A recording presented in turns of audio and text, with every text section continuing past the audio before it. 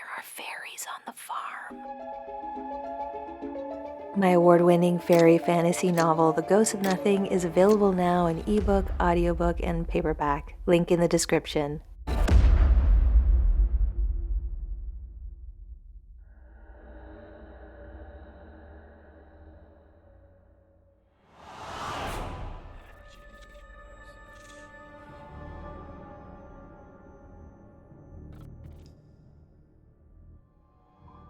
I had an encounter with a fairy-type creature of the small, diminutive type. It was on the 27th of December 2019, between 5:30 and 6 o'clock p.m. It was extremely dark and cold outside, and most of the streets were empty due to the Christmas celebrations going on. I just left my workplace for home, which required me to walk in the dark. I was heading up a hill that only had 2 lamps at the top around a dried up embankment. There, I saw some sort of creature struggling to climb the hill. It was small, no taller than a foot or two, and appeared to be wearing a Phrygian cap, similar to the French depictions of fairies. Although I'm in the southeast of England, so potentially the regional style fits. The hat rose upward like a cone at any rate. I couldn't tell what color clothing he was wearing, but it was either brown or greenish. I didn't know what to make of it at the time. I'm of Irish descent, so I'm very familiar with fairy stories, and the first assumption that entered my mind was fairy. And then I thought, that's probably not what it is. I'm jumping to conclusions. I muttered out loud, "Get lost, fairy." Jokingly, I wasn't serious at all, figuring that the thing wasn't what it looked like. Then, not a second later, I heard what sounded like a Christmas cracker, a loud ringing clap that went off right at the back of my head. I was really caught by surprise. I stumbled forward and then quickly looked over my shoulder. I saw nothing. When I looked back toward the hill, the little creature was gone. I ran all the way home. In retrospect, I think what I saw was a fairy because visually it exactly fitted the looks of a fairy, and it did not seem out of this world or beyond any spiritual plane. I believe that fairies are the she, beings that aren't of this world but potentially of another plane, though I do believe that they're extremely related to humanity, specifically the northern people of Europe.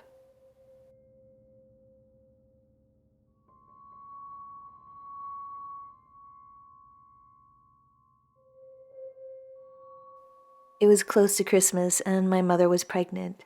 She was around 6 months along, and she had not been in the best mood. There had been a strike at my father's job, and she was worried there would be another one, creating a tight money situation. She was hard on me, I think, because she did not want me to expect much from Santa.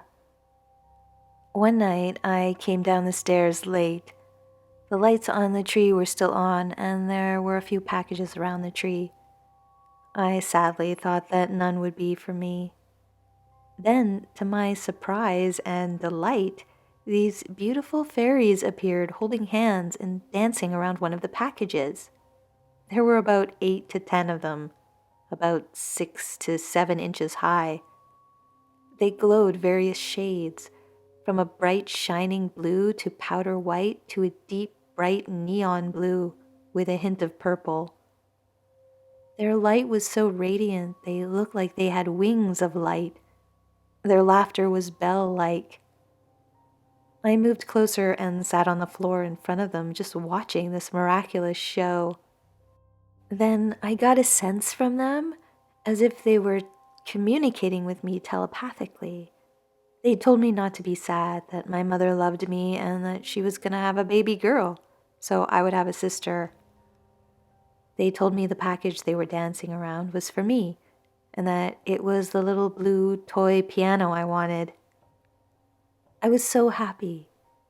The next day I told my mother what had happened. She didn't believe me at first, but then I pointed at the present the fairies had been dancing around, told her it was for me and that it was a blue toy piano. She changed her tune. She could see that the gift had not been opened or disturbed, and there was no way I could have known what was inside it, or even that it was for me since it didn't have a label or card on it yet. I also told her the fairy said the baby would be a girl, and once the baby was born, we found out she was a girl. Later, when I was older, my mother told me that she had originally planned to name my sister Angelica if she was a girl.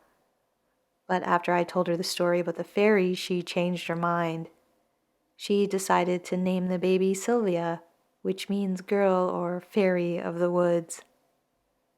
Many years later, a friend of mine was showing me her Brian Froud fairy oracle deck, and I was struck by how similar some of these illustrations were to the fairies I saw that winter day. I think fairies are beings that slip in and out of our dimension.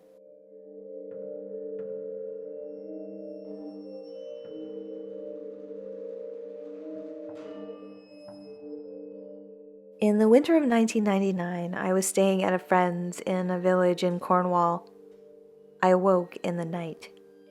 It was after midnight, around 3 a.m., and I heard what sounded like an angelic choir singing.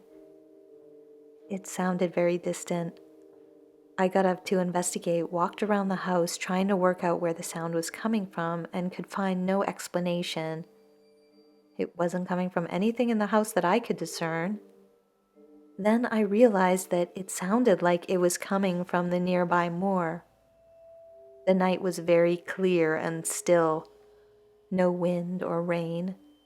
What choir would be out at that time in the morning on the moor in the cold and the pitch black dark?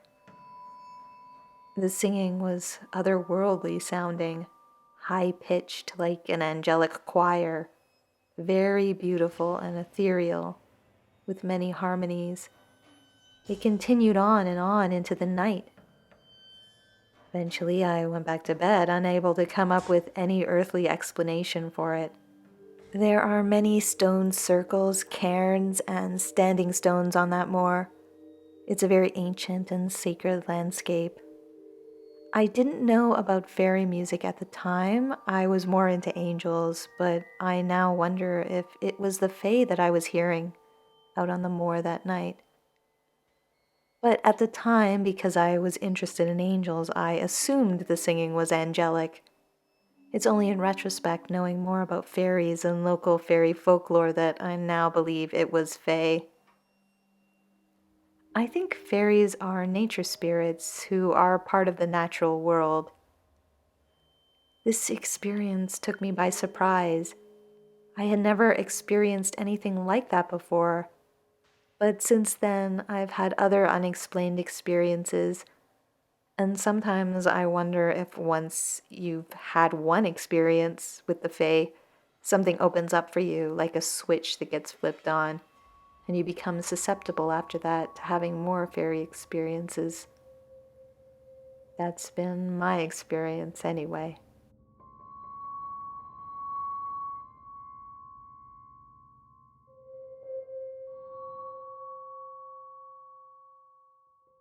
I was working as a shepherd in England, Somerset.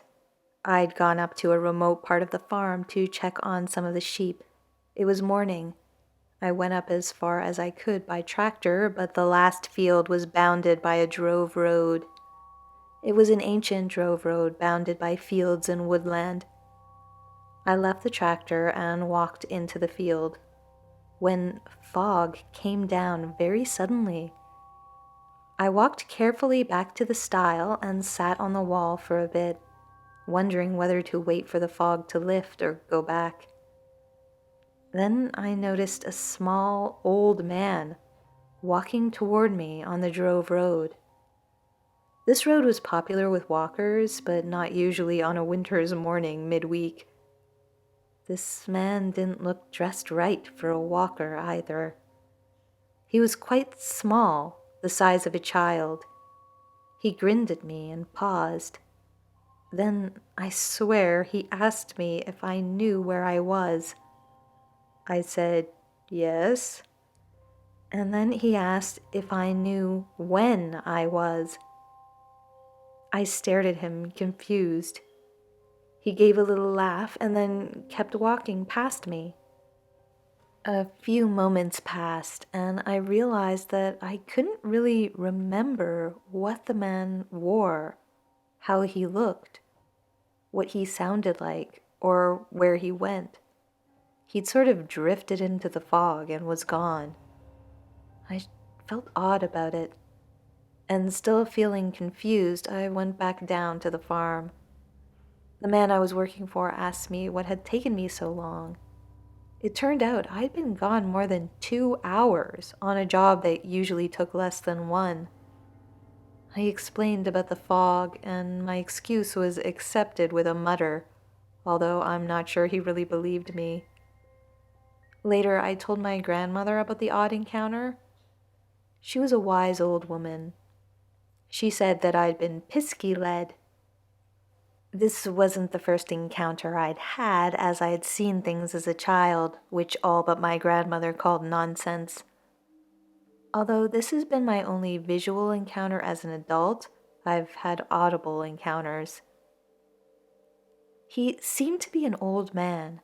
As I said, my memory of the incident is, for want of a better word, foggy. But I had the impression he was in country dress, wool-type trews, jacket, hat, neutral browns and greens.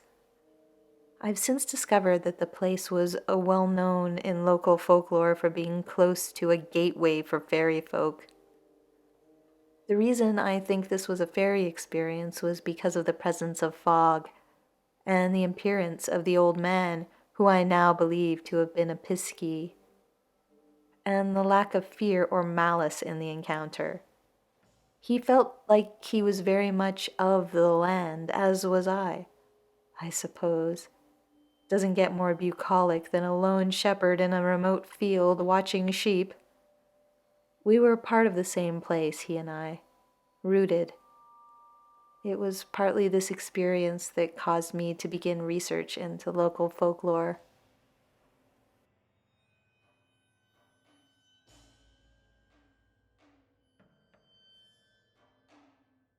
This happened around Christmas 2003. It's one of the lighter face stories I've experienced, but it still sticks with me. My family was celebrating Christmas on the Osage County reservation like we usually did. My dad's side of the family always had a saying, things stay the same on the reservation. The food, the people, the houses, the culture, it all felt constant and unchanging. We stayed in the little house on my grandpa's land. At the time, I was around 3 or 4 years old, and I was mostly nonverbal. My mom was working really hard on my speech and language therapy, and we'd spend long days at a special needs center focusing on that. That particular night, when everything started winding down, my mom got me ready for bed. Things are a little fuzzy in my memory, but here's what I do remember. I woke up at some point in the middle of the night. For some reason, I decided I needed to get my dad a blanket or something like that. So I wandered out to the living room where he was. He was asleep in his pajamas and socks in a chair near the Christmas tree. That's when I noticed a man I didn't recognize standing by the tree. He was wearing a long red and white northern-style coat, and he had a wreath on his head. He wasn't like the Santa Claus I'd seen in pictures. He seemed older, quieter, and more serious. But I was convinced that Santa Claus was who he was. I got scared and hid behind a chair. As I tried to figure out what to do, someone else noticed me. It wasn't the man, it was someone smaller, his helper, I guess. At the time, I didn't know what elves were, so I didn't have a name for him. He was small, with a kind of strange and unsettling appearance, wearing a goat-like mask and medieval peasant-style clothes. He picked me up and carried me back to my bed where I guess I fell asleep. The next morning, it was like nothing strange had happened. No one seemed to remember me getting out of bed during the night, and the day went on as usual. Playhouse Disney on TV, breakfast, opening gifts. And then my mom and I left the reservation and drove back to Kansas. Now at 24, I look back at that moment and wonder what it really meant and what I saw. It feels blurry, like a dream, if I'm being honest, but also real enough that it has stuck with me for all these years. After that encounter with what I think was Father Christmas, I absolutely refused to have my picture taken with Santa Claus at the mall. Something about those mall Santas always felt off to me, like they weren't quite right.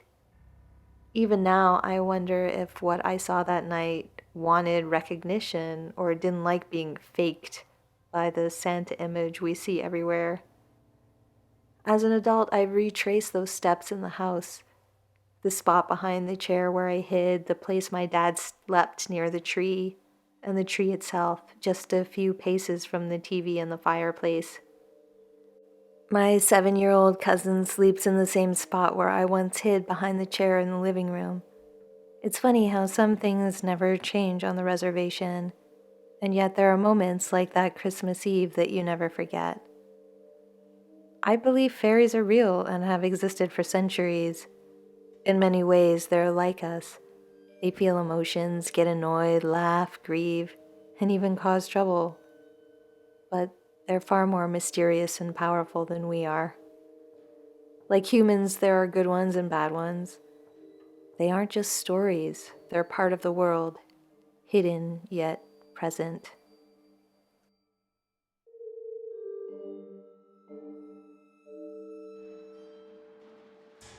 This happened a couple of years ago, just after Christmas. It was one of those cold afternoons where the sun makes the snow glitter like crazy. I decided to go for a walk in the woods behind my house. It's usually pretty quiet back there, and I just wanted to stretch my legs after being cooped up inside all day. At first, everything felt normal. The air was still, and you could hear every little sound, like twigs or birds moving in the trees. But after a while, I noticed something felt different. It's hard to explain, but the air seemed heavier somehow, and everything around me started to look sharper, more vivid. Even the snow seemed brighter, like it was sparkling more than it should have. It was beautiful, but it also felt strange, like I'd stepped into a different place without realizing it. That's when I saw something up ahead. At first, it just looked like a bunch of twigs and branches swaying a little. I thought maybe the wind had picked up, but when I stopped to listen, there wasn't any wind. Everything was completely still. But these branches were definitely moving, like they were alive. I got closer to get a better look. That's when I realized it wasn't just a pile of sticks. It was some kind of figure. This thing was about the size of a very short person, maybe around 5 feet tall, I would say, but it looked like it was made out of branches, thorns, holly, all twisted up together. There were even red berries scattered through it, like they were a part of some kind of a body. It was bent over and seemed to be doing something in the snow, like it was digging or arranging something. I couldn't see exactly what it was doing, but it seemed focused, like it had a purpose. I still wasn't convinced that I was looking at a figure or some kind of creature. I still thought that it might be some kind of optical illusion. So I just stood there staring at it, trying to figure out if I was seeing things. I wasn't feeling really scared, more curious than anything. But then suddenly it stopped whatever it was doing and turned to quote unquote look at me. This thing had a face. if you could call it that. It was this mess of twigs, leaves, bark with dark hollows where its eyes should have been. And it felt like it was looking right at me, even though it really didn't have proper eyes. That's when I got really scared. I felt like I was looking at something I wasn't supposed to be looking at, like I'd interrupted something I shouldn't have seen. Then I heard a sound like somebody was walking behind me, coming up to me. I turned around, but there was no one there. When I turned back, the figure was gone. There was nothing behind me. All that was left of the figure was a pile of twigs and holly scattered on the snow. It was like it had never been there. The weird thing is, everything felt normal again right after that. The air didn't have that heavy, charged feeling anymore, and the woods just looked like regular woods. But I didn't stick around to think about it. I headed home as fast as I could. I've thought about the incident a lot since then, and I honestly don't know what to make of it. Part of me thinks I might have imagined it, but another part of me feels like I didn't. I haven't gone back to that spot though. Whatever I saw, it didn't feel like something I was supposed to see.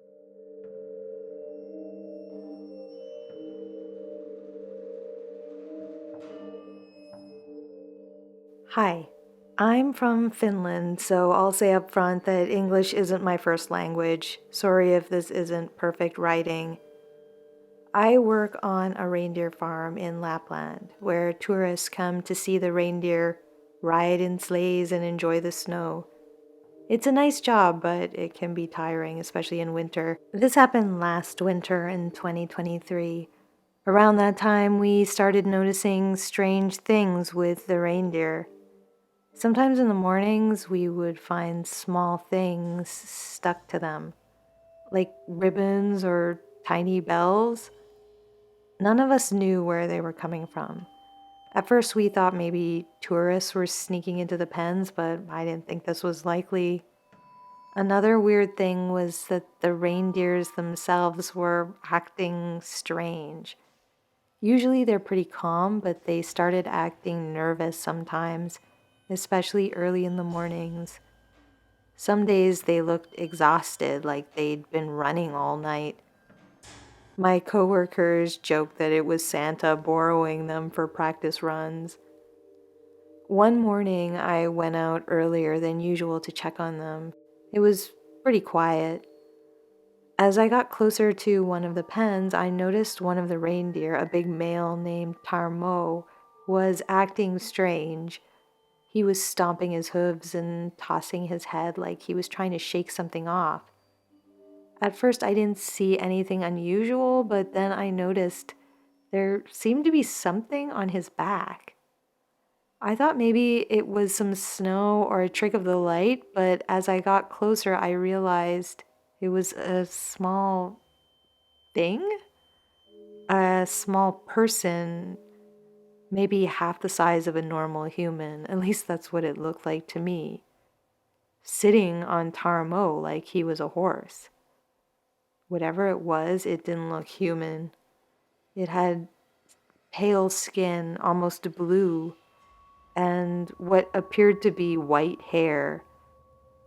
And it was dressed in what looked like old-fashioned clothing, a coat made of fur maybe, with patterns that reminded me of traditional Sami designs. Its eyes were bright, almost glowing. It didn't look at me right away. It seemed to be focused on Tarmo, like it was trying to steer him or talk to him, I'm not sure. I just stood there, staring. I didn't know what to do. I decided to take a picture of it because no one would believe this unless there was proof. I reached into my pocket, glancing down for maybe a second, but when I looked back up to take the picture, it was gone. Tarmo was standing there looking as calm as ever, like nothing had happened. I searched all around, but there was no sign of the whatever it was. There weren't even any tracks in the snow, except tracks from Tarmo and the other reindeer. After that, I couldn't stop thinking about it. And I still wonder if it really happened or I was just tired and it was early in the morning and it was some kind of trick of the light. There are local stories about elves, and it is said that they can charm animals and even ride them. Maybe it was one of them? I can't think of any other explanation. The weird stuff with the reindeer stopped after a while, but I still think about what I saw. I don't know if anyone would believe me. I think fairies are a type of creature that lives hidden but alongside us. I think they're mostly interested in their own business.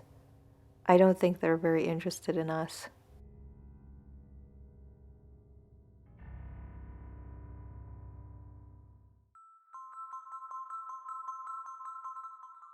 Thanks for watching, and thanks to all those who submitted their stories. I hope everyone had a wonderful Christmas holiday, Hanukkah, solstice, whatever you celebrate, and a very happy new year to everyone. I want to thank everyone who purchased a copy of my novel recently. I really hope you enjoy reading it and that it made a magical gift for some people. I was excited to hear that it was recently a finalist in the Independent Authors Network's Book of the Year Award in the category for first novel, so that was really exciting. If you're interested in picking up a copy, the book is called The Ghosts of Nothing and it's available in bookstores, on Amazon, and on Audible as an audiobook. It's a spooky supernatural fairy story about a girl from a haunted town that turns out to have a bigger fairy problem than a ghost problem. All the links are in the description and pinned in the comments. So, yeah, give it a try if you haven't already. Oh, and I was also given some extra free copies by Audible of the audio edition, and I decided I'm going to give them away in a draw. So basically, I'm going to randomly choose someone from those who are subscribed to either of my newsletters, whether that's Fairy Lights, my fairy newsletter, or my writing newsletter, The Shaken Tree. So all you have to do is sign up. And I'll do this for a few months because they gave me a few codes. So if that's something you're interested in, just subscribe. It's free, and you'll also receive the newsletter. So there's a bonus. If you have a story to share, head over to scaryfairygodmother.com and you'll find a form there that you can fill out with your story. And the links to either of my mailing lists are also there and in the description. As always, I'm sending out extra special thanks to all of my supporters on Patreon and anyone who has joined the channel or made a one-time donation through PayPal or Coffee or became a paid subscriber to one of my newsletters. I really appreciate you guys so much and the support you are giving this work. If you like this channel, the stories I tell here, and would like to lend your support, all the support options are in the description below. The stories in this video came courtesy of subscribers and the Fairy Census from the Fairy Investigation Society, so be sure to check them out. The stories were edited for dramatic and narration reasons. To read the Census stories, follow the link in the description. Please leave a comment below, like, share, and subscribe if you're new. All these things really help the channel so much. And hit the bell to receive notifications of new videos.